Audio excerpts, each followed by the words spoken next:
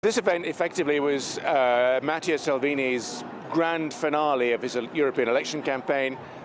His Lega party, the right-wing party of which he is head, is for sure going to become the largest Italian party in the European Parliament.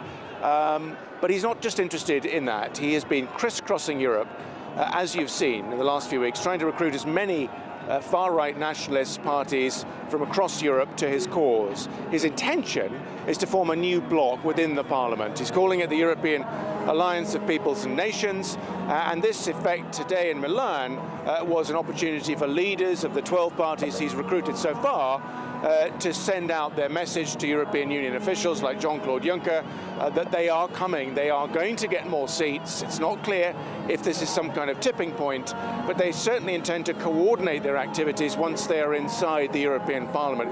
Interestingly, it's not about leaving the EU anymore. It's about getting inside and trying to change the institutions, to change Europe's direction to one more of their liking. So we heard carefully prepared speeches from all 12. Very similar messages on things like immigration. They want much less of it. They want more of the nation state at the center of a much looser alliance of countries. They don't want so much meddling as they would see it from officials in Brussels. There were lots of boos every time we heard mention of Jean-Claude Juncker, of the Commission, and Angela Merkel and Emmanuel Macron. Those people are seen here as part of the old European Union. They are very unpopular here.